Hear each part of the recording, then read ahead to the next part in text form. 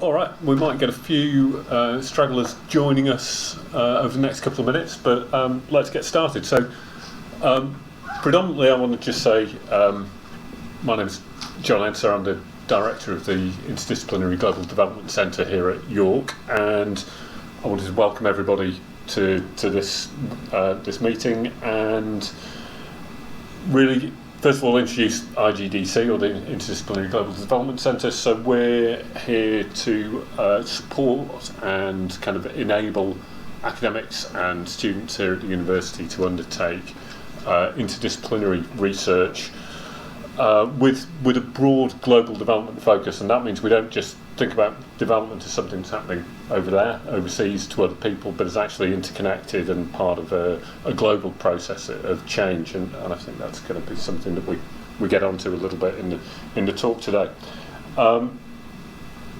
Great that we've got the opportunity to have Les with us. We're really excited about this. I'm particularly excited about it. So, as I understand it, Les, and I'm sure you'll say more about it than me, but his projects over the last 10 years have reflected how the UK has been affected by government policies and really seeks to represent the views and experiences of those who are often left out of the national conversation. So each project's made collaboratively and allows participants to be represented and to have their own voice through his work. And what I think is really interesting here is the way in which this speaks to processes and examples of social inclusion and exclusion. And this really resonates, and your approach, and as well as your focus, I think, resonates with current debates that are really alive within broader questions around global development, around how we decolonise research, or in other words, take research away from being something that's owned and controlled by those of us in academic institutions like this, but actually help to elevate and surface the experiences of those people who are marginalised in different parts of the world. There's also another allied network here at the university called the Peace Lab, and I need to mention the Peace Lab because the Peace Lab are supporting this event and funding the drinks reception that you'll find outside. So the Peace Lab brings together research and teaching from across the university focused on a broad range of issues related to peace, including conflict, security, migration, human rights development, and the focus of this evening, social cohesion. So you don't want to hear from me, but I do have to mention a couple of housekeeping points before we start. We've got two sets of exits that you'll have come in through. Well, the one you come in through, another one on this side. We're being recorded this evening. There will be an opportunity for questions and answers. Please hold on to that for the end of the talk. I think that'll be best. And we've got a roving mic, so please wait for the roving microphone to find you before asking questions. And that's it from me. So, Les, thank you. Take it away. Thanks for having us. Thanks ever so much to Saba and to John for inviting me to this. It's great. So I'm a photographer, and interestingly, as we were chatting earlier, I'm bothered, I guess, about social justice and about things that are happening in this country, but also everywhere else. But as a photographer, I suppose I should give you a quick rundown of where I'm coming from. So I'm middle-aged now, been doing this quite a while. The picture that you're looking at there, that was made in 2010 at the end of a residency in Breakneck, which is a part of Bolton in Greater Manchester. I've been working quite a while, I would say, in this sort of field, but it's certainly not lucrative. It's hard to get work, and it's hard to get people interested. And it's hard to, when you're there, I suppose, not get the things out of the place, but get it past the commissioners, let's say, or the people, they probably have a different idea of what they want. So quite often, I suppose, I've been rubbing against the grain, lots of the projects I've been doing. Because the sort of main thing that cropped up in my work, and it chimes with what I was asked to talk about here, or overlaps with it, is this idea of visibility in particular. And you think, oh, you're a photographer, so you photograph things, so it's all visible, isn't it? But of course, you don't see everything. You know that there are photographers out there that I've not heard of, that you've not found yet, that are not getting their work published, seen, and it then can't have the effect that we hope that it's going to have. So I've always had belief that it will have an effect. Over the years, that has massively been dampened down about what I can and can't do through photography, and I'm still not happy with this sort of power that it has, or it doesn't have. Yeah, so let's sort of dive in a bit. What I thought I would do is briefly sort of talk about that idea of sort of visibility, and the people that I'm working with and how visible I can possibly make them, and how I'm not necessarily made visible by anyone else. And then just run through some projects more or less chronologically. And the time for questions, ask at the end, just ask stuff, because it's like I'm going to do that thing where you've probably heard of photography talking, oh, I did this and I was there and this happened, blah blah blah, and all those kind of anecdotal sort of things. But within that, I'm hopefully trying to keep in my head this idea that I'm trying to say something with this, and I'm trying to allow them to say something with it as well, which is not always the most. That's not usually okay. That's not often the prime mover for a lot of photography projects. Often it's the photographer going to get the thing and come back and show, possibly to reinforce stereotypes or whatever. Let's have a look. Breaknet, Greater Manchester, right at the end of 6 months, I was asked to document social conditions of an estate. So what's it like to live there, basically, to try and translate the experiences of the people there. Right at the very end, after walking around, taking loads of pictures of the school, the estate, the roads, all sorts of different stuff, doing workshops with young people, always, all the way through, going into schools, particularly primary schools. And it just sort of twigged at the end of that residency, which was basically a place doesn't exist without the people. Right? We can take like landscape photos of deserts and all the rest of it, but they're empty in the deserts. There's no one in it. There's nothing in it. There's nothing there. And if we don't see it, it doesn't exist. It's the people that are making this place. And what is it about the people? Because I'd like to. I could show lots of grimy faces, or I could show people like not necessarily, well, certainly not having a lot of material stuff in this place. But what does that tell you, and how does that advance anything? And within one of the school workshops, I'd done a project called, I think we called it Passport Project, because basically I locked the room down and you couldn't leave until you made a passport to get back out into the world. We were in Great Breaknet, which is the classroom, I was the president, and you had to make a passport to get out, and we had a passport control at the school door to get out into the world again. But because I'm president, I decided what the passport should be. And on the passport was basically your dreams and your hopes. Your future, where have you come from, what do you believe in, what are you bothered about? Not all the stuff that a state might want to classify you and decide what you look like and how you can be sort of filtered through systems and stuff like that. It was, what do you want? And that's basically what the premise of this is. These projects ended up being called aspirations. So, a young person, I've asked him, what do you want to be? So he's thinking about the future. In the future, he wants to be a superstar. But it's in a place, so we've got some evidence of the present, you've got a bit of the future. But his dad, this was his dad, and he's looking back to when he was 8 years old, and what did he want to be? And that's what he wanted to be. Now, it's up to you to decide whether or not he became that thing, or whether or not that's just the dream of an 8-year-old him when he was a lot younger, or whatever. But basically, you can't take away his past dream and his future dream, and they're there, and that's it. And now that's 14 years old, and it's still there. He's still a superstar, you know, it's still there in the future, hopefully, but we don't know what's happened, but you also do, because you've lived for 14 years and you know what's happened in this country, certainly for 14 years, you know, and whether or not he can be so glib and jolly and all the rest of it. So I'll rattle through a bunch of these, just so you can see this. So this is called aspirations. And what happened? Not on that machine alone, on this machine. So I'm from Doncaster, which is where I sort of ended up in life and keep going back to and spending a lot of time, and where my kids are growing up and where I live now. And I went for a commission using the premise of what I've just shown you there from Bolton, and it was commissioned. It was really successful, so people really liked this. So we'll just go through it. So the bit here that's sort of pertinent to the idea of visibility for all the rest of it is not necessarily these places, but yes, it's quite, you know, unusual to get inside a school, see what a school's like.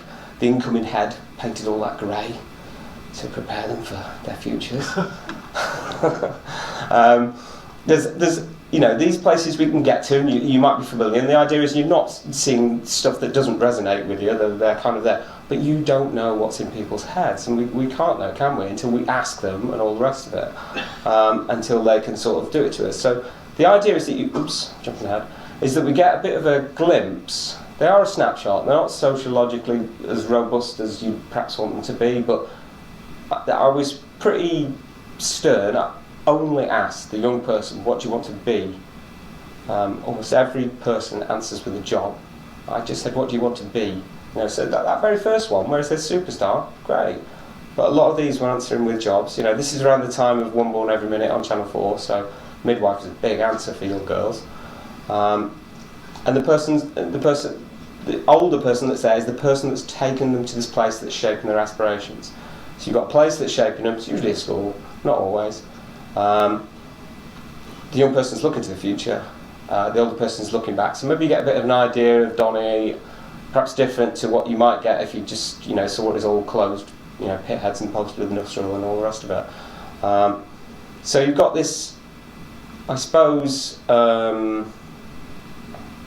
privileged view, I'd say, because you're getting some information from them you can't necessarily glean from how they sit, how they're dressed, how they pose, which all affects how we're reading the image, obviously.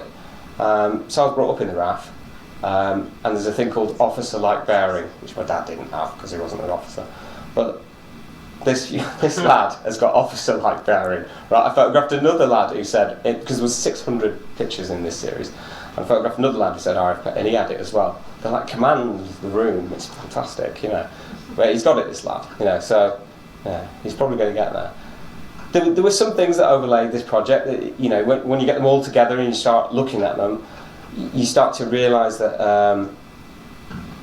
there's definitely differences between how the young girls and the young boys are answering. And there's differences if they are at an activity. This doesn't necessarily show in that one, but they're going into a room for music lessons, so extracurricular music lessons. And people that tended to do the extracurricular stuff tended to have what we call higher aspirations, I suppose. But it's that idea that you're seeing something extra, because I'm well aware that I'm describing them quite clinically with a camera and with quite bright lights. And putting people on the spot, and I withdraw a little bit of my sort of support to try to get an image, but I'm not desperate to get a striker. There's a lot of, there's 600 of them, you know, and everyone was in it, and there's a lot that are not like blowing the world of photography away, and lots of photographers absolutely hate the fact that there's text in the image, but sorry, because I want to give those people, you know, a chance to stare back at you. These are 10 years old now. I'm revisiting this project in Donny. So I want them to give them a chance to get back to you. This is in so you can see where it was going to go. So it's really important, isn't it, when you're making these things, to let everybody know what's happening. So everybody signed consent for all my projects. And as much as possible, at that time, I'm telling them where it's going to go. This project, we hoped to have this deal with Stagecoach. So I was saying to everybody, you're going to be on the back of a Barnsley bus, because that was the hope, that we'd have these pictures from the back of buses, which never came to pass. But some people got blown up gigantic. You saw him earlier on. They're from Maxborough and they're there. But it's this idea that you're going to go somewhere, and who's going to see you, how are you going to be seen. So as much as possible, you know, at the end of it, I'm turning the camera around going, it's probably going to be this one. What are the words we've decided? That gets written down at the time. You know, and you can change that if you want, and you can bail out the project if you want. For some reason, oh, there we go. Okay. Seems like there's an echo there. Does that sound okay? Is that fine? Right, okay. Yeah. So what I found with this project, and it's quite hard to show you in a photograph, but people looked at every single one of them. There was something sort of socially interesting in that people. Couldn't help but keep moving on. 10 years on, we're going to change the premise for this, because at the time I promised everyone that they were being in, and barring a couple of technical issues, everyone was in it. But for me, it didn't. Where it sort of fell down a bit was, I was thinking that over 600, and you'd see 100 nurses and 100 teachers, and very few of some of the sort of jobs that we were unaware of, and very few people that are not saying jobs, almost saying jobs. So some of the things I was drawing out of it weren't apparent, I don't think, to a sort of an audience, all the rest of it. This time around, I want to do it by stories. I want to expand on, that's to tell you about the, this is from the older slideshow. Not a complete megalomaniac, but it was great. We hijacked the marketing sort of thing. But then, of course, you can add to the project, and this is where I'm getting to with the stories, is to actually ask people, what did you want to be? To kind of, because within that project, there's the officer like bearing lad. It's me with the stunt family, but that's their one behind on the side of the thing, and it's how it got reused. This is, if anyone's familiar with Donny, this has been completely subsumed into a big glass and steel structure now. But while it was being built, they put the work up on the hoardings on the outside, which was smashing. And it was a transferable thing. What was I saying before that? That idea that the stories, I want them to, if people are going to reflect now I'm doing this again 10 years on, it's like, what has actually happened in 10 years? Because it's very easy to get distracted by stuff. I looked at my notes from when I first started writing a bit for this, and I mentioned a tweet, and it's from, we'll get to it later on, but it's from like the 17th of May, and it feels like an eternity ago. Like, life is moving faster. 10 years is a long time. You need to think about what's happened in 10 years. One of the stories we were telling about young people, because it's very much focused on young people, is there's been 10 education secretaries in 10 years, which is how much these governments clearly value young people's education, that they can just chop and change and give the job to their mates. This is when it went to Anglia Ruskin. So lots of the work that I do is mobile. You'll see outside it's just popped up. That's the idea, it can just pop up and be somewhere. It would usually be a lot more contextualised, but I've had some storage and loft issues which we can explore later. But you get to see a couple of stories outside, and that's the idea. I mean, sometimes we'll do stuff, and we'll see that later as well, where we could just cover these surfaces here with whatever project we wanted to do, all aimed at reaching you, getting through to you, just in that way that I feel that sometimes, yes, obviously photography is incredible, and we love it, don't we? And it can move us and do all sorts of stuff, and we bring ourselves to it. And it's not that I want to deny your experiences when you're looking at the work that I've made, but what I want to do is get you to think about the thing, all those people. And you'll hear perhaps from somebody later as well, walk in their shoes as much as you possibly can, because we sort of don't want to as well. We want to find out, we want to look, but we sort of also maybe don't want to live, because sometimes the life that we're seeing is sad or tragic or doesn't appeal to us. And it's like, well, what ways can we break down this thing? Because they're pictures, we know that, they're two-dimensional, they're flat, you go around the back, it's not there. And you can shut your eyes and you can not look at it. Actually, these are at York. This is when it came, there was a class conference, and they popped up, just so that people were putting their hands on them and talking about them. So let's just rattle through. I can still remember showing her the back of the camera, she went, "It's mint that." Yeah, it is. It's a good one. So yeah. So Aspirations is about young people, particularly. It's about, hopefully, you read these and you see this, and it's like, say somewhere like Doncaster, which is not a university place, how are people going to realise some of the things that they're asking for? I don't think we can give her what she wants. I'm like, they just did it. It's brilliant, isn't it? To even say that.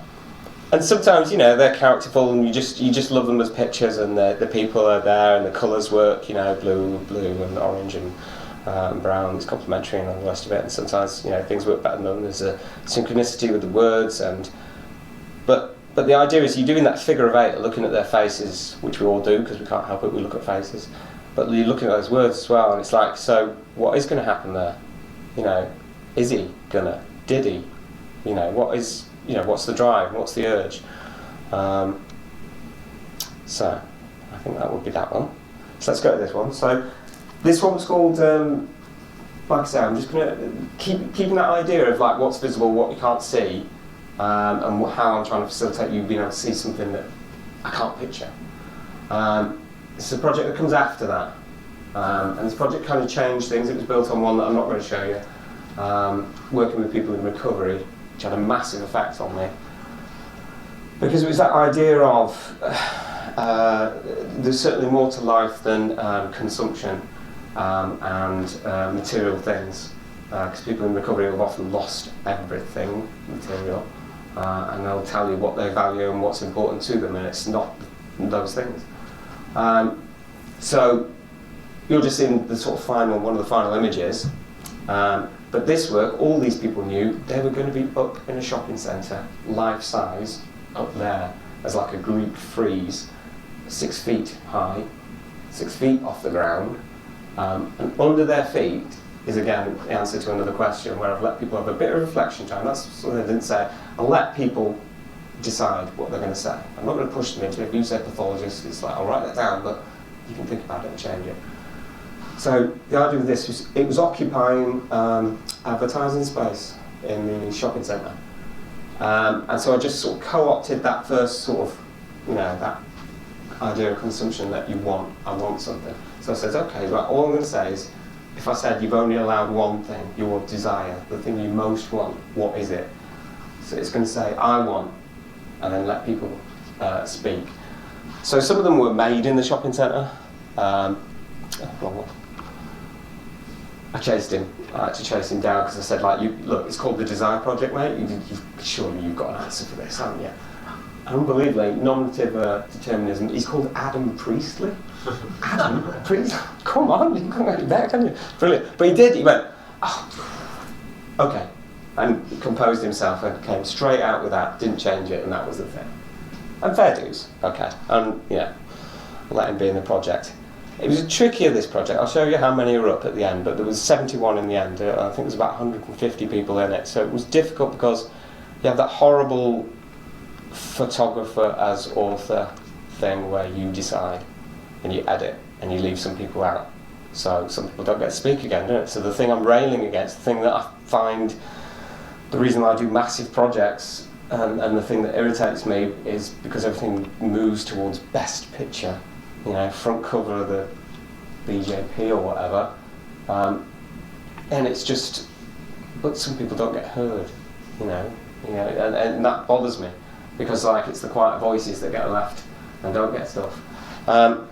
Again, these are quite enigmatic because I kind of push people into this position where they haven't got that much space to say what they want to say, because it's a legit question to ask me, why didn't you give them, you know, an acre of coverage and all the rest of it.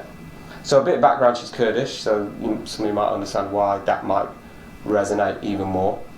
But that's her kind of looking at British society, you know, and I find that kind of interesting. Some people perhaps were using them being up there in the advertising space to advertise, you know, maybe. So what I tried to do, so most of you will be, you know, familiar with sort of British shopping centres and how they're sort of guarded and policed. So I particularly tried to bring people in, or their images in and their words and them in, who were often pushed out. So young people, people who are homeless, the people who, yeah, who don't necessarily get to spend time in that space because they're not spending money. So as you'll see, even in this one, there's the people who don't get heard as much. There's a sort of concentration on sort of young people, I think. Actually, yeah. So this guy would have. So like I said, I worked previously with people in recovery, so he would have come from that group. So I suppose, you know, and when we sort of stand here as photographers and we say like, oh, we give you bits of anecdotes around it and all the rest of it, and to me, sometimes that feels like a bit of a failure because, like, you don't get the full context. You know, this is a food bank rather than just a church. You know, there's lots more going on here, and so I was specifically trying to include the people who he did, but she said she didn't want him to come after he'd saved up and bought the ticket. It was going to change his life. So I'm quite interested. Sometimes we're just, you know, life stories and all the rest of it. You can sort of start it, can't you? And the rest of us can finish off where it goes and how it happens. He's sort of thing, I don't know. Yeah. So some people would really go for it and think really earnestly. And I'm saying I'm like a fairy godmother here. You've got one wish, and you might be noticing that a lot of it is kind of like not daft, but stuff that's almost not necessarily achievable. But so that's people's dreams. People have dreams, genuine, like they want things, you know, that we can't necessarily deliver. But what this project did do is, like I said, there was 150 odd people, so I had these earnest conversations with people. And some people are thinking, oh, how do I get ahead, and, you know, whatever. But we're told, aren't we, that the last project was called Aspirations as a Mickey Take. That's an awful title for anything, I know that. It was because it was made in 2014 when Miliband and Cameron were still talking about children having futures and what are their aspirations and how we can deliver it for them. I think in the last few elections that's kind of like not become an issue and people are not even thinking about futures. But when you ask people, you know, sometimes, look, it is just what he wants, something quite simple, that is deliverable. I asked her a number of times, in the end she went up with that, because it was just like, okay. Yeah. Can I sit down? Yeah, of course you can, mate. You can do what you want. I've only got these little bits of rules, which is going to be shaped like this, so they all look sort of fairly similar, and it's got to say I want. And even then, there might be in this set a lad who couldn't cope with the idea of saying I want, and he thought that was rude. And so he had I'd like. But yeah. So what sort of struck me with a lot of them, yes, people want things for themselves. You see, it just keeps saying these are people with completely different life stories. Like his life story is completely something else, but the same things. And there was a kind of, it sort of started to edge towards that within this project there was this as a sort of bottom line. If I said, okay, you can only have one thing, and a lot of people really earnestly thought about it and just thought, hang on a minute, if we got peace, everything else would follow from that. And so it's not just like, you know, being Christian and or being a you know. So Vitas has like sort of related it himself to himself, right? Related the peace bit to himself. But just that idea that it's if you think for this bigger thing, that would sort all the other problems out as well potentially. And I found that really quite heartening that these are ordinary people. I suppose that's who I work with a lot of time, and they're the voices that we don't hear. But actually, that is what they want. So while you've got, I think it was in York, wasn't it, when a couple of elections ago, and it was like, will you press the button? You know, actually, that's not what I'm hearing. That's not what people want. They don't want us to even get to the point of a nuclear escalation where you have to press a button, for God's sake. But there's the deeply personal wrapped up in it. And I suppose that my own criticism of this project was probably that as well, that I couldn't give these people as much as I'm giving this bit here to talk back to people. I couldn't give them much more, I suppose. But it kind of, oops, sorry. Yeah. So Ben's kind of like well known around Dolly. And I knew he was going to say that. He was just about to say it. He almost said it before I could finish speaking. So you get an idea of what they were like. This is what I'm saying. So how sort of big they are, and they loomed over. They're above youth slap height, apparently. So they couldn't be touched. So they were up for about 9 months, I think, which is kind of nice. And yeah, they're like sort of photographic typologies and all those other kinds of things. But what I got from it was was this sort of feeling that we do have a lot in common.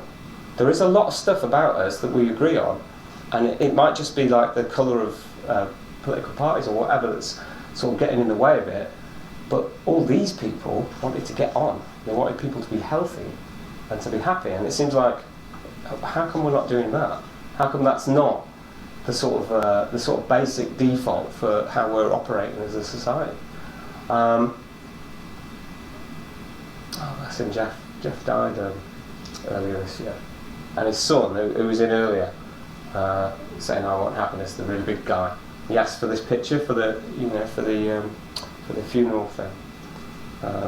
He was the only. Why he's in? He's the only person. So when I was saying it's a critique of consumption, because it was in a shopping centre, he's the only one who asks for a thing, and he spent his entire life working with young people, either in probation or youth justice or in the community, all sorts of different roles. And I was like, there's no way that's what you want. It's a turntable, like a £6,000 turntable or something. I was like, you don't. He's like, I've had enough, I'm sick of it. Giving everything to all these people all my life. I want this. And he was adamant. And I was like, all right, mate. But he was the only one. You know? I mean, some things, obviously, we can't deliver for some people. So when I talk about consents and people being able to withdraw and stuff, there was one person who did withdraw when it was up, to take it straight down.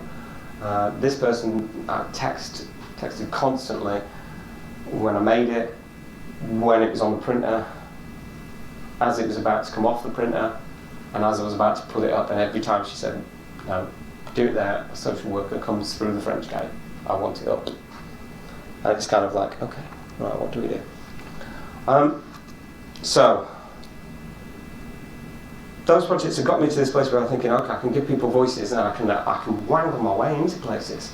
So I've got into, first the biggest gallery in Donny, which is not big, but I've got into galleries, I've got onto hoardings, I've got onto billboards, I've got into the French Gate, which is the main shopping centre, and it connects to the rail station. It's like 77,000 a week footfall.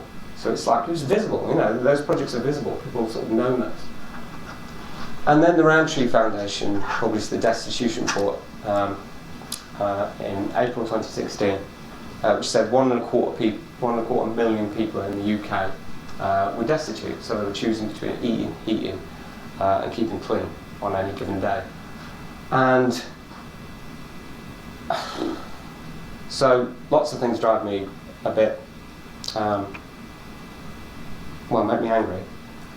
And that did, and it made me really angry.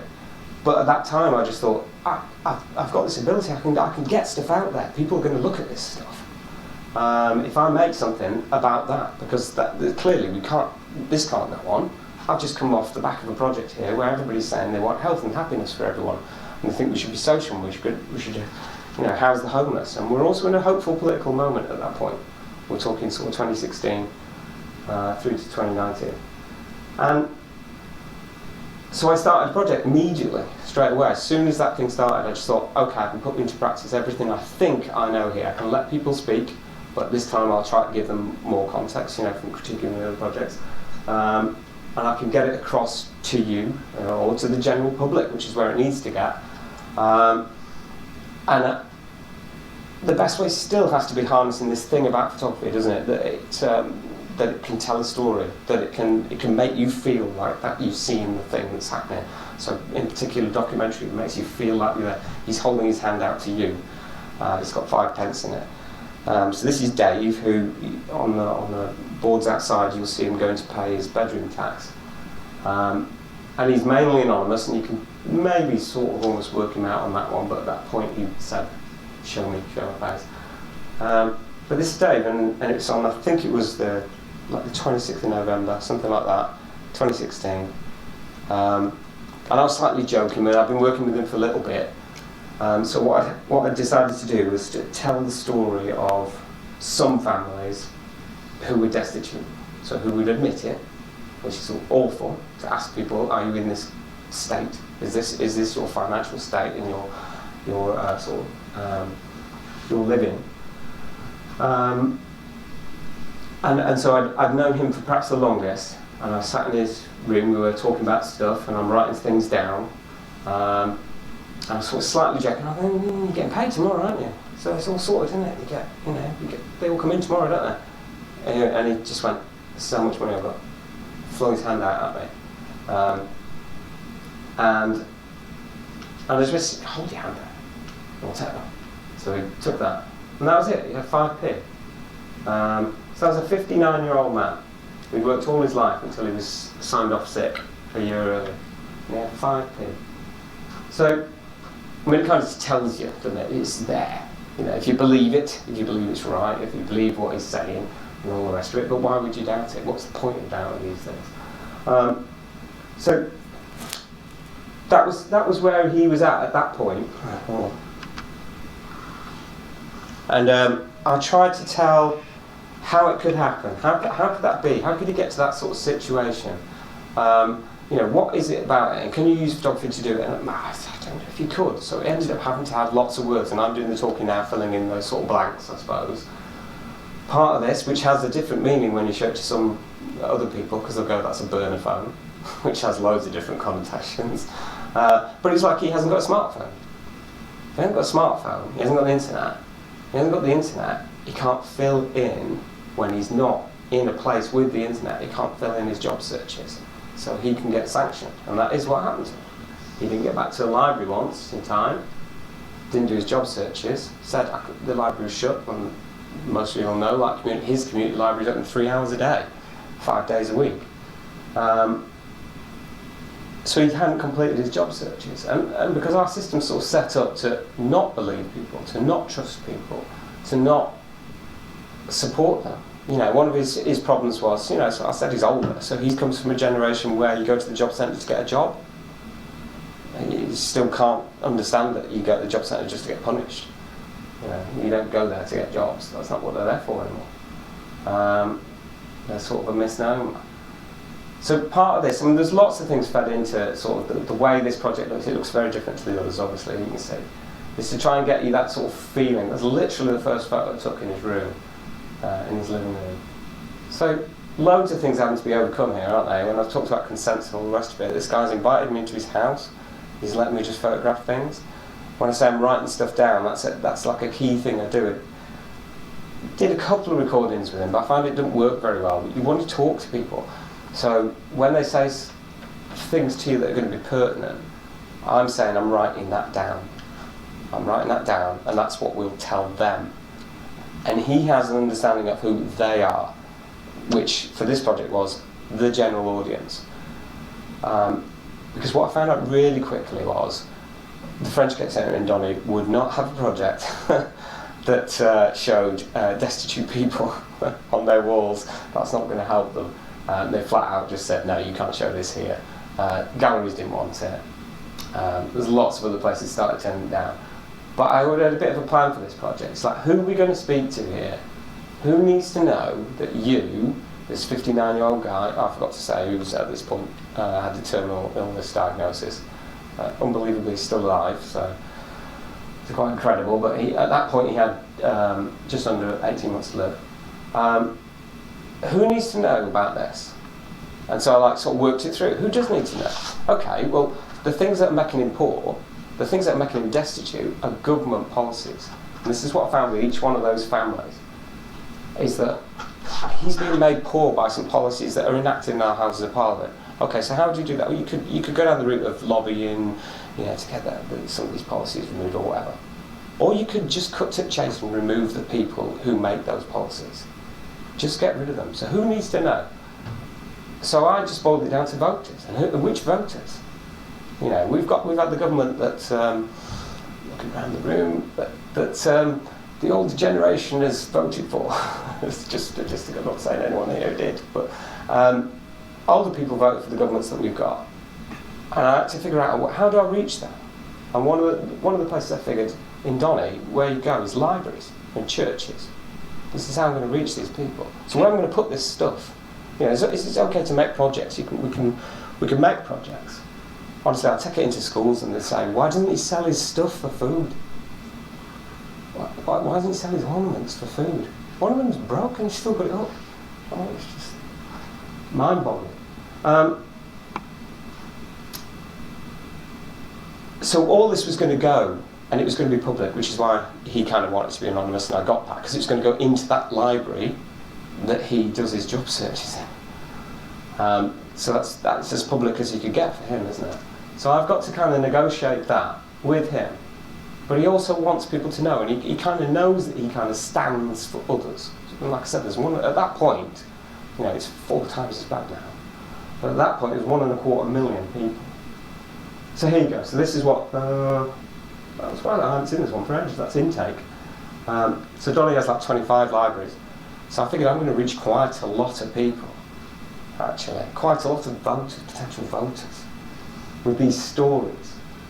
So as you can see, the white ones, they're the ones with the text on, so they're sort of saying the stuff that I'm saying, only precise and, you know, the actual things.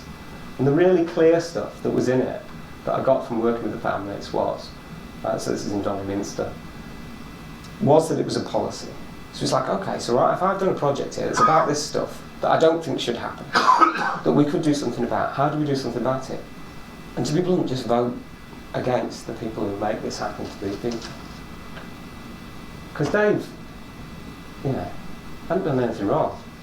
If any of you are familiar with I, Daniel Blake, it's literally him.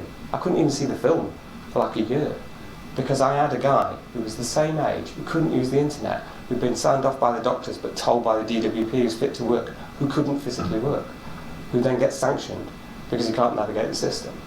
It was the exact same stuff. And that was an amalgam that Paul Laverty puts together, you know, for Ken Loach to create. And I had the guy. And so that tells you, hang on, this is real, but also there's loads of these people in this state, you know. And we can all discuss this, we were talking about it earlier, we can all see this for the first time, parachuting and go, oh, I wouldn't make those choices, oh, I wouldn't do that. Good, great. Or we look after folk, you know, and try to figure out, this is my local library. So I kind of was doing anything to make this visible, to get this into places. And again, there's flaws with this, because it's quite ugly. It's not stuff that people want to see. People don't want to engage with it. But it got there. It got into places. Even to places that really didn't want it. This place did not want it. This is Tickhill. If you're familiar with Tickhill in Donny, they did not want this up. And you're like, why don't you want it up? What's up? What's the problem? And it wasn't like, you know, it's not covered in like, you know, sort of Labour Party things or anything like that.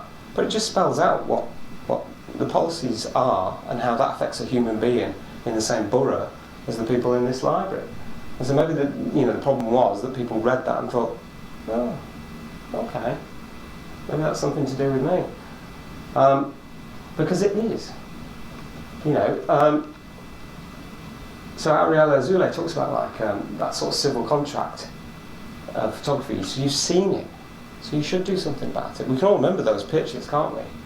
Of like Alan Kurdi and stuff like that on the beach and stuff. And you want to do something. That is what we want to do. We want to do stuff about these things. But we're kind of curtailed. So part of this project was being a bit more brutal and sort of saying, yeah, you can do something, because it is linked to something you have once every 4 or 5 years, something in your power to do something about. Maybe not. So they got used in different ways. So this is Centre for Welfare Reform, and they put some of them together. That's his working. He's dyslexic. Didn't find out he was dyslexic until very, very late in his life. So that's affected his thing. That's his working out for his money. So the B tax is the bedroom tax. So because he lives in an ex-council house, it's 3 bedrooms, and he's a single guy, he has to pay for those spare rooms. So he has to pay that back. So those pictures that you see out there are him going every fortnight to do it. So this is one of the other families. Just quickly whiz through these because I'm aware that I'm talking a lot. I have to stop myself from ranting. There's all Dave's bills. Keeps them, trying to keep track on it. That's Neve. It's math tester. And obviously there's incredible overlaps between, like, you know, health, well-being, obviously, and the situation that a lot of these people find in. So when I was talking about pop-up, we can just pop it up here. This is like Donny College. Just stop people. Just talk to me. And I'll just put it into your face. But I suppose part of this is like the even wider visibility, isn't it? You know, I'm talking about visibility in photography and like, you know, what projects get made and all the rest of it. You don't even see stuff like this, do you? It's like, it's not, you know, we don't have the forums for this kind of work anymore. It's not in the public domain. You really have to work hard to get it. This World Transformed in Liverpool. This is me doing what I'm doing now at Donny Minster when it was shown there. It's popped up in a community centre in Derbyshire. So, yeah. Next one. Kind of distilled that idea that you could, that you could tell somebody's story, or at least offer a way in for us, the general public, to sort of understand somebody else's life. And that's the dream of photography, isn't it, all the time anyway? And why we have those photographers going to places and coming back with pictures to tell us what that place is like and all the rest of it. So this one happened. The commission was basically based on that relative poverty work. So this is Brighton Photo Fringe, 2018. They saw that work, said basically you get 7 days pay, and you've got to fill this. It's like an outdoor installation. And I pitched to them that I would do this thing called We're All Connected, where I started with one person, and I would go from that one person through Brighton and Hove, and just see where it ended up, like a chain of people, just to show that idea that we're all connected. Because they wanted something that had mass, that had a lot of people in it and all the rest of it. No, I didn't exactly do that. I did say that I wanted to start with one person that I'd heard about, who somebody was going to introduce me to, someone who was homeless in Brighton. Literally, as I was going down on the train to meet them, it's called Dean, and it was like, oh, Dean's in hospital, we don't know which hospital, and we don't know where he is. Brilliant. So I've got 7 days, I've got to fill this with this project this brief that I've set for myself. And I did. And what I basically did was just hang around and translate that sort of working method that I'd previously had. Knowing that I've got this very public space as part of also a photography festival, and everybody else is going to talk about what they're going to talk about. We've got this wider theme called Photography Changes Everything. And I'm just like, okay, well, it's very visible. This is actually very visible, the homeless situation in Brighton. It's got a massive homeless population. So these are the people I'm going to talk to, and this is what I'm going to try and figure out. And rather than just like, oh, let's look at really terrible conditions and all the rest of it, of which there were lots, I kind of just wanted to let people tell me what their lives are like. And it really struck me after a while that so this is the first guy I sort of met, and that's more or less sort of as I saw him. Most people, names I've mentioned are pseudonyms, so this is Isaac, it's not his name obviously. I basically just let him just tell me what he wanted to tell me. But his story completely encapsulated how it can happen, but how it's systemic, what are the factors that are going to make it statistically more likely that you end up in the street in Brighton and not here in this place. And they were all weighed against him, and he could list them all. But he was still living a life. There's a bit in my notes earlier where he just talks about being invisible and talks about how, just what you'd expect, I suppose, that people don't care, but you're invisible and you don't matter, but you're also invisible to power. He's well aware.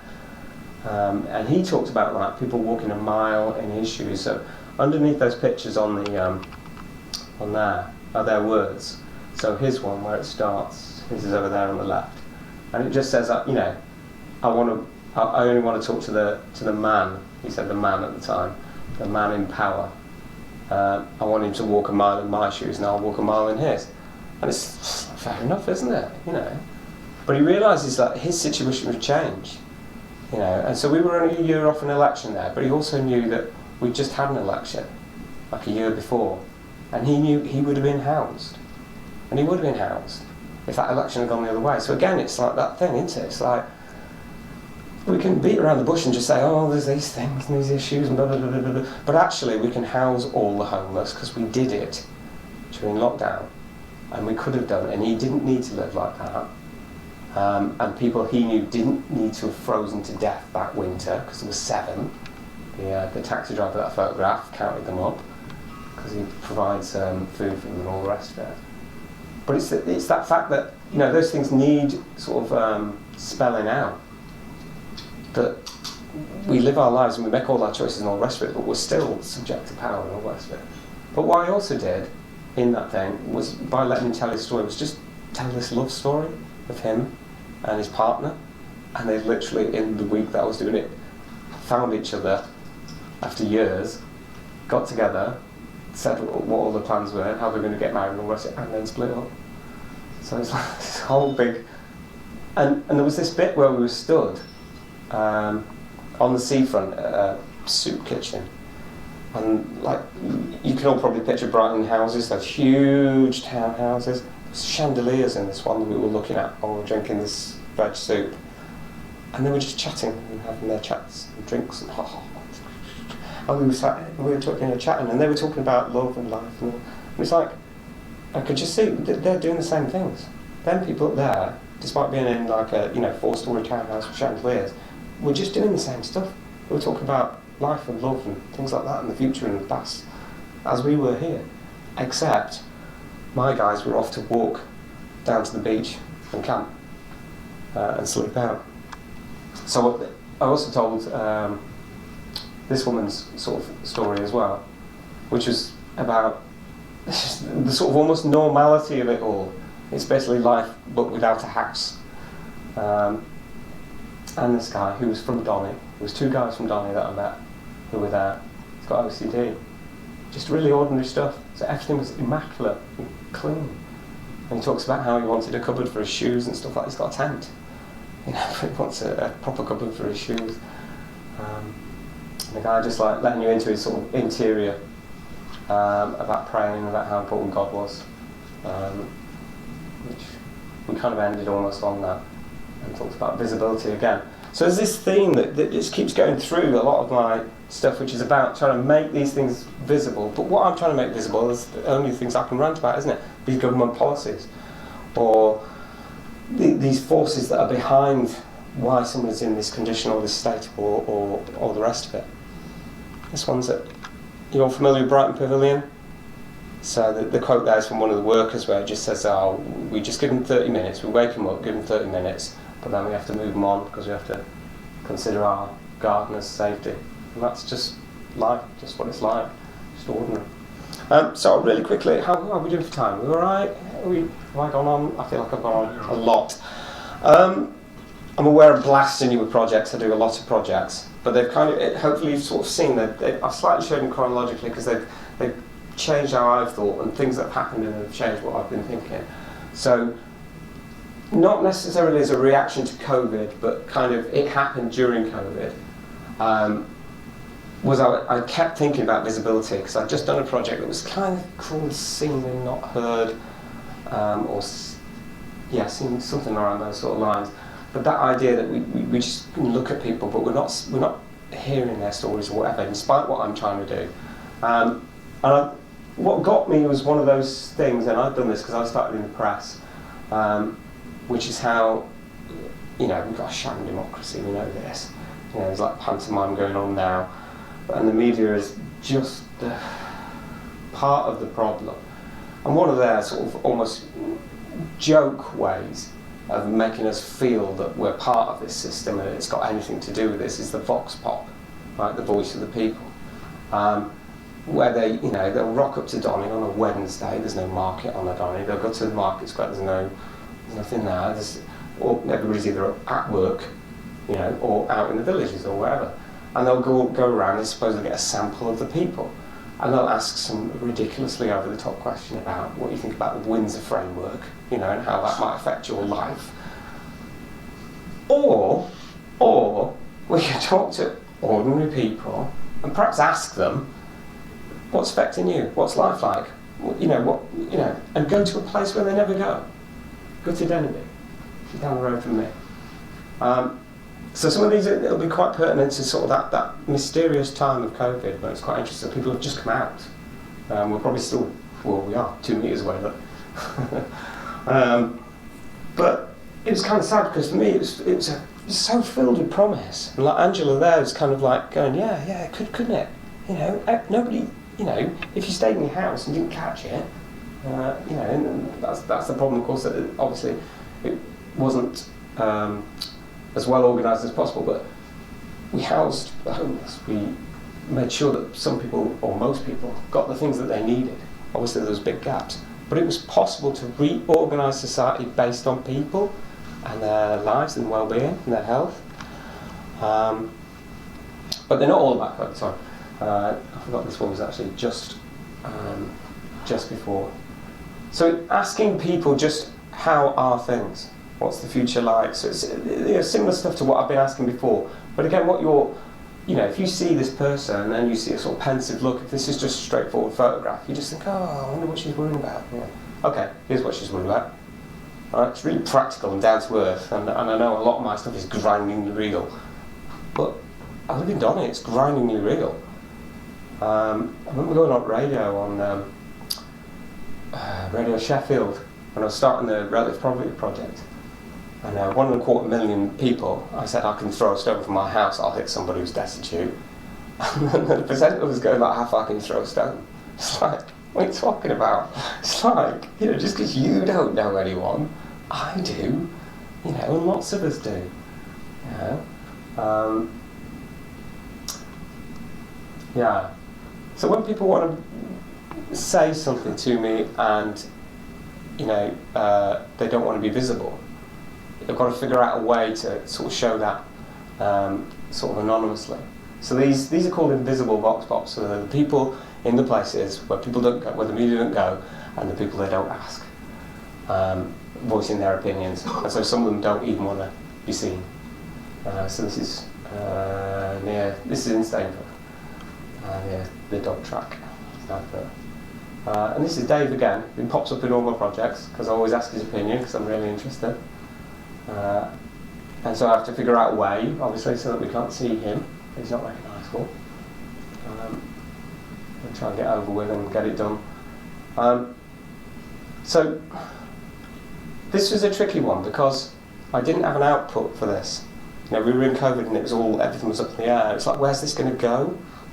And I haven't made enough money for so long that I haven't got a website to put all of these on. So these end up going on social media, which is kind of quite alarming for a lot of people, I think. So again, you're still seeing the bravest of people, the people who put themselves in front of the camera, as well as offer their opinions. And some positive. Oh, I've got a double one there. And some are hopeful, and some are really precise and telling you exactly what's happening on. You know, you like their actual worries and concerns at the time. So they're sort of live, and it felt to me like, you know, the Vox Pops is sort of quite often done like that, where, like I said, the pick something very specific from their news agenda, as opposed to what everybody else is living through. So Kenzie's in Relative Poverty, the middle project that I showed you. He's from the family. I didn't show you so many pictures from it. I was speaking to someone outside earlier, and this is kind of the end result of what poverty will do to young people growing up. So he's only 14 there. I haven't been to see that family for a couple of years, but I'm in touch with them. So I think he's okay, but I don't know. But at 14, that's not how things should be.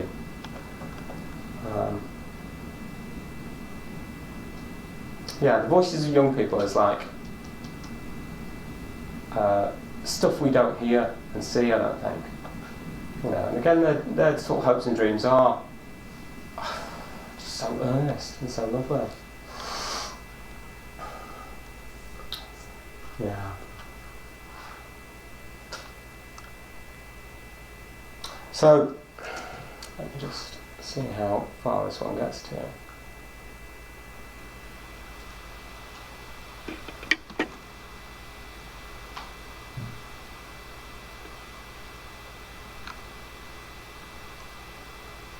Vitas is from Lithuania. This was specifically about Brexit and thinking about that and all the rest of it, and he's made his accommodation with this country. That's Annie. I believe that's that. If I just want to leave you on some hopeful ones.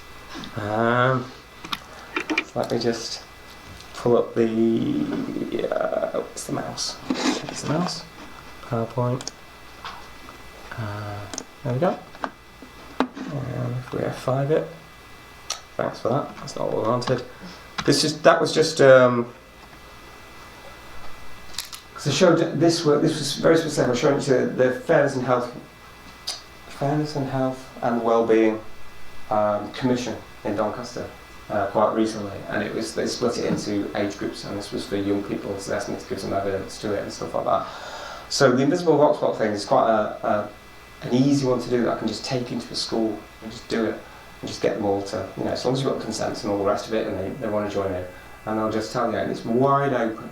So it's just like, what do you want to talk about? What do you want to say? So it's not, so I give them that example of, the media coming to you and asking you something specific that's in the news, but your life's bigger than that, and what is it that you're bothered about?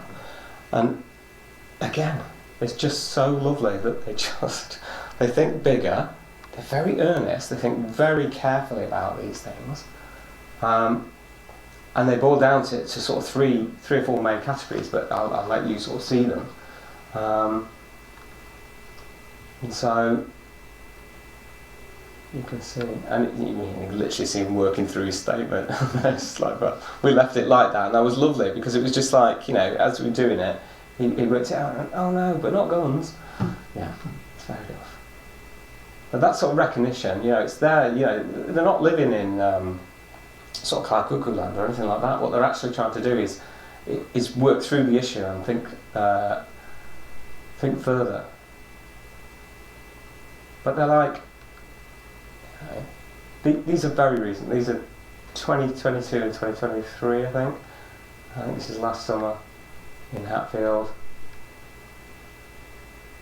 And it's just like, so what's often happened is we've talked through issues in the class beforehand, and so some things have stuck with them, and they recognise that as being actually something that's really bothered them. But they just, they very rarely throw me a curveball. It's almost always this. It's almost always real stuff. About how we could do better. And it seems like, yes mate, absolutely should be more fun in the world. Should be more fun in photographers' talks, I think. So some people, they just have a bit of a, and they've got some gravitas in an image. Erin has. She just has that thing. She just comes across really well. And I find that difficult.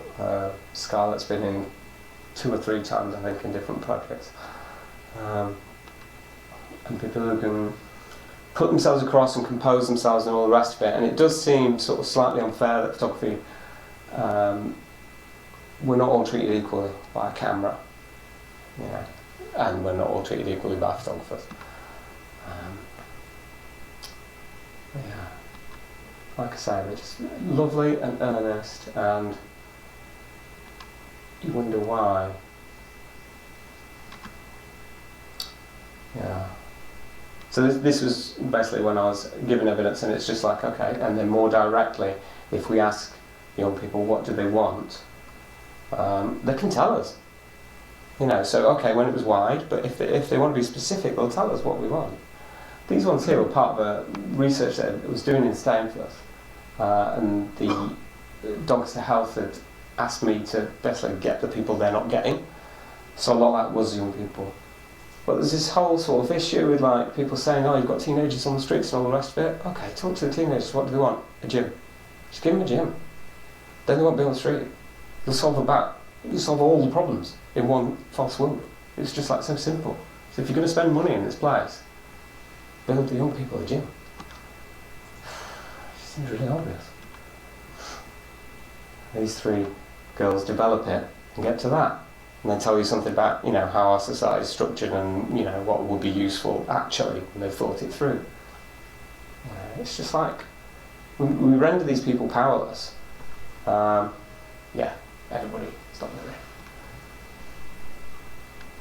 So I suppose thematically you could say it's about visibility and who gets to say what, who gets to see, who gets to look. But I suppose one of the things I also did, and I'm sorry it's so overwhelming, is volume. Because I kind of don't want it to be that, you know, that we're just cherry picking and it's the best photo with the best quote. But actually no, it's not. It's like, it's people really do want to do stuff, and that gives you a bit of hope. Because of course these aren't vox pops. I haven't run up to these people in the street with a camera. I've had to organise it with the parents and carers, you know, and I've had to get into the school, I've had to get a DBS, and we've had to organise all this stuff just to get this, you know, this image that'll tell you something. But the idea is that it can go somewhere else and reach the people who wouldn't have heard this story, because you might not have heard, even if you have got children or grandchildren, you might not have heard them speaking this earnestly. And there's Kevin speaking, because he flipped into that. That's it. I think I've skipped half the things I was going to say because I don't look at my notes. I'm really sorry. But yes, questions is probably better. You want to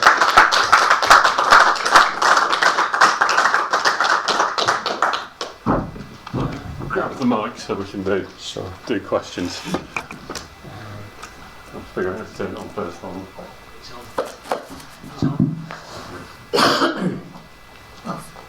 Thank you very much for that lecture, very interesting. I just got into it late, yeah. And yeah, quite a lot to think about. Well, a lot of this has gone really bad in the last 20 years. I mean, in the 60s, it wasn't half as bad. This is a modern thing. Well, there's always been down and out, schools has, but the kids saying this, you know, my dad's time, and I'm talking about a lot different areas, there was conscription. One of the few things that Vichy suggested, it's quite good, that conscription. Now it's in Europe. And when you're 17, you go into the army, you learn a trade, your job is protected. Well, it was in my dad's day, jobs were protected. You go back and you have a bit of proud where you live, you know, and also it's how cities react to it. In my opinion, York never used to be so good for dealing with the unemployed. That Hull was very, very good. I went to a rehabilitation centre in Hull, actually, it was really good. We got a very good job in York out of it. And, you know, good pension and everything. But I wasn't down and out, nothing like that, but, you know, and some of these down and outs, you know, people kick them down, they're real nasty. Some of these down and outs have been in the army for 5 or 6 years, you know, in the forces. I've met good, them, yeah. Yeah, good jobs. Oh, yeah. I couldn't do the army, but I feel sorry for them. They shouldn't be like that, they should be sorted out. You know, the Conservative government's terrible. When I was a teenager, I was a Conservative, not now, but I've gone to the left. But, you know, it's... Seen the light. Yeah, I know, I've seen the light. Well, all the darkness. Well, yes, I mean, yeah, but the point is, you know, I won't public phone, but one of the few things that Rishi Sunak did say, I've certainly never voted for it, but one of the good things he did say about conscription, and I thought that was a good idea, actually. You know, make it compulsory for 2 years, like Europe, and it would make, I think it would make the country a better place. One of these few good ideas, about the only one, but that's why I actually agree with it. I would never vote for him, but that would be nice if Labour could bring that in. Anyway, that's my bit, so. I think just that idea that there's some sort of structure, or there's something, or something in place. And like I said, that those earlier projects, they're called Aspiration. It was called Aspirations Doncaster, and it was just like it was a reaction to the time where it was like, here's what we've got planned for young people, sort of thing. And literally in 10 years, that's evaporated to the point where. It's individualised, and so young people, it's all on them to work out whether they want to come here or go to Warwick or not to go to uni at all, you know. And I couldn't make decisions at 16 or at 18, and I'm totally happy with the young people who say, you know, what do you want to be? And I photographed them when they're 16. There's 2 particular bumps in the Aspirations project at 11 and at 15, 16 where they say don't know. I'm like, it's a legitimate answer. Of course you don't know what you want to be. Of course. You know, and maybe structure is going to be useful for some people. But I think what's quite alarming with this, I heard Irving Welsh speaking the other day, and he was just saying, like, so I didn't do very well at school, got an apprenticeship, and then I was paid to go to uni. And and we know who Irving Welsh is now, you know, and he becomes a successful writer, you know, who's kind of like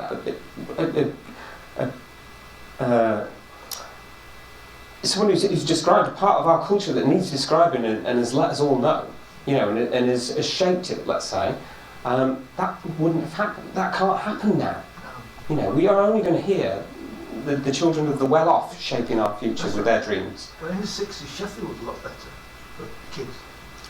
It was up and coming Sheffield, with mines working. Yeah, it's all right, you know. I've got the problems, but it's terrible now. It's just gone down. Yeah, it's gone. You know, you're just playing catch-up all the time now, aren't you? Yeah. Okay, we can carry on conversations outside because we do have a drink reception outside. We've got more questions. Yeah, sure. Sorry if it sounds a bit shallow, but how is your work funded? It's not shallow. It's absolutely right, because it's part of the problem, isn't it? Well, yeah. I haven't got them with me, but so the Relative Poverty Project, the one in the middle, where I say, right, that's it, I'm going to make a difference, I'm going to do something, I'm going to make something happen. Okay. Obviously, from my point of view, I wanted to remove the government, because the government was doing that to those people directly. It was making them destitute. We could get everyone out of destitution. This is the 5th or 6th richest society to have ever existed, never mind be now. We can do any of this stuff. But the least we can ask for is the government to be a bit of a shield from the hideous effects of capitalism on us all, right? But the government also does other stuff. So the government says that the Arts Council is at arm's length. Arts Council is who I went to for that project, because straight away I tapped out and nobody wanted to be part of it, right? Because I was gonna make a project about an ugly story. Pictures are probably going to be ugly, aren't they? The stories are going to be ugly. Who's going to want to see this? So it's got no commercial value or any of that kind of stuff. Where can I go? Well, the Arts Council is supposed to be there for projects like that. They've literally said that to me a number of times. Oh, we should have funded that. Past tense. That's happened loads of times. Like anything to do with like asylum seekers, immigration, anything where you slightly push, just slightly. I mean, I think I'm being quite mild here. I'm really angry about all this stuff. But like, 4 times they knocked that out. So the only one that the Arts Council funded was the one in the shopping centre. And they often say to you, your first shot is your best shot. So that was my first shot, and I got that. The first one, Aspirations, the one that was in Donny, was commissioned, and that's they have things called Creative People and Places.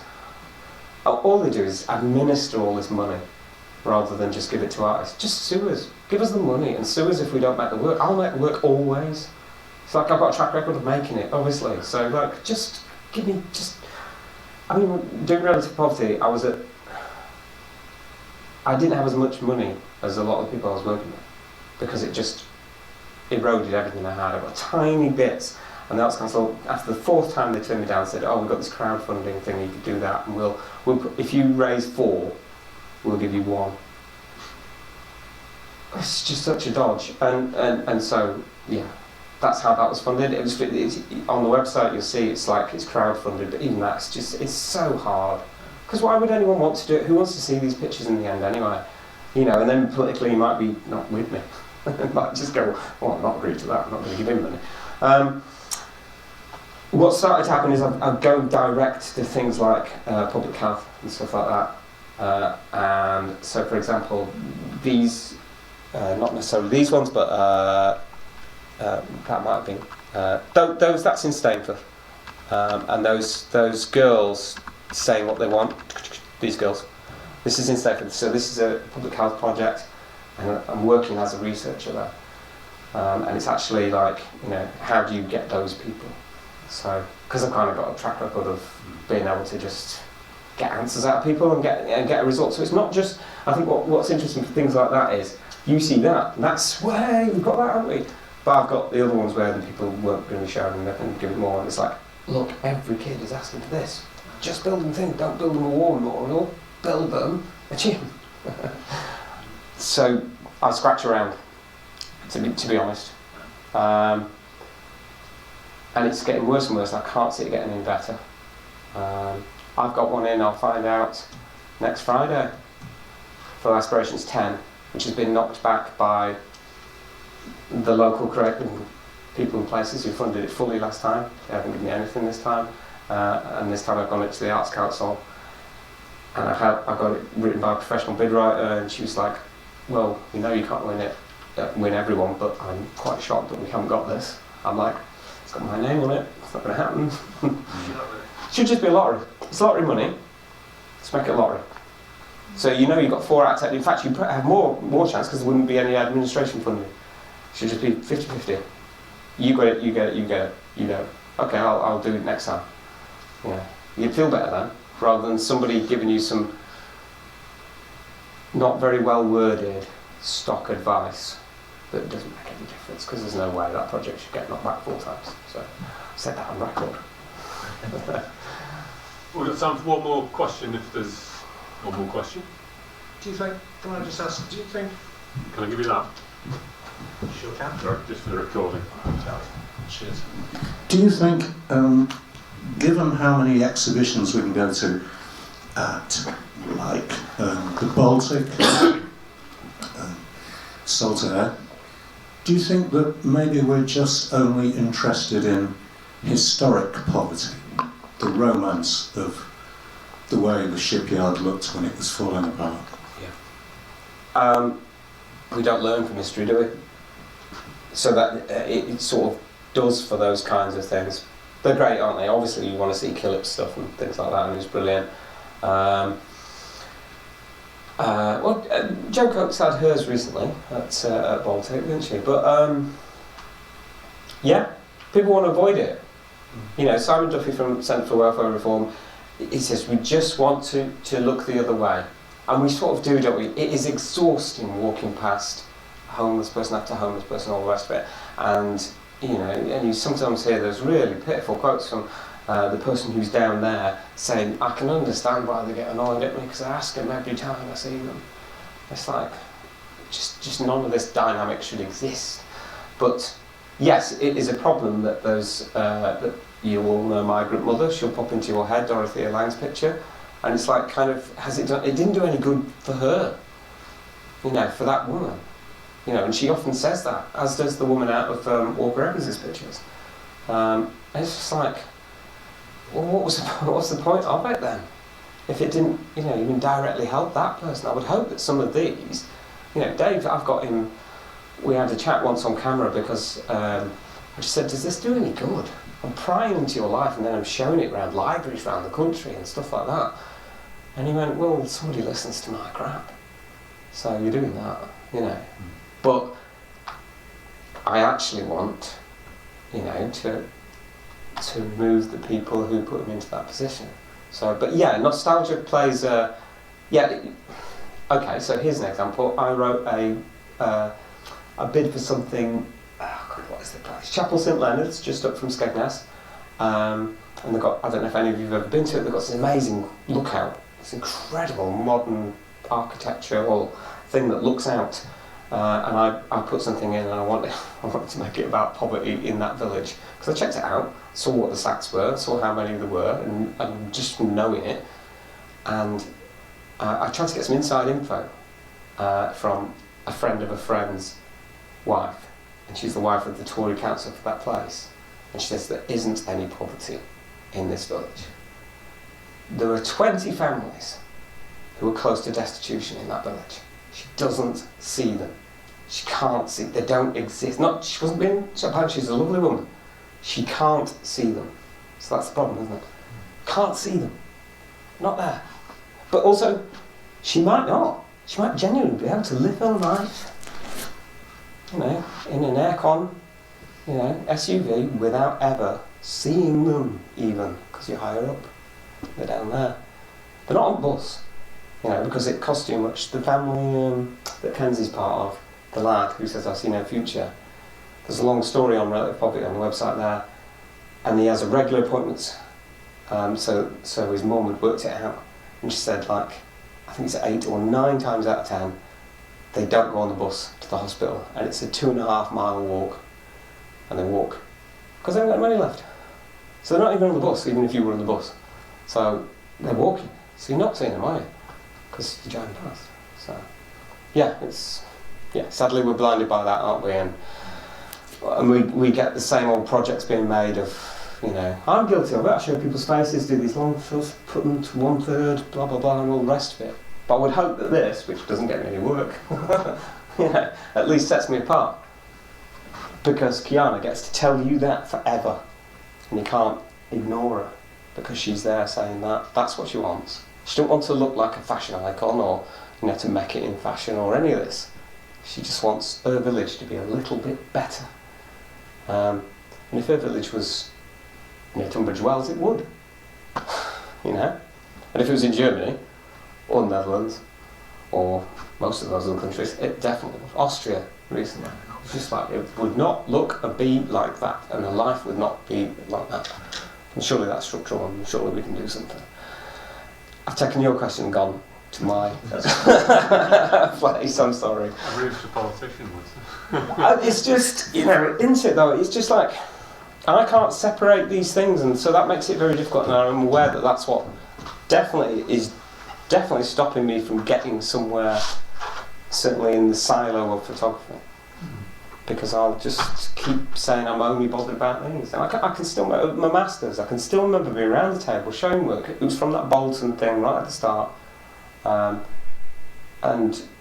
I was the only person of 40 people around the table who was bothered about that person's experience.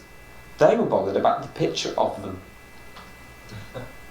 how it looked, how crappily I photographed it, how I hadn't bothered lighting it or been asked to do whatever. But it's just like, but it's because I'm bothered about them. And then it built up and up and up to how can I take the being bothered about them into the work? Because yes, I should, and I do, obviously I put effort in and try to organise it and take it as best I can, but the thing that's I think important is where it goes and what you do with it, isn't it? Because it's misused, that's the problem. Like you say, they'll fill up these few places we've got left, public galleries. They'll fill it up with, Farm Security Administration photographs from the 1930s. No, you need to see those places from America right now, if you're going to show us America, or show us Skegness right now. So yeah. There's rich places in York that got destitution.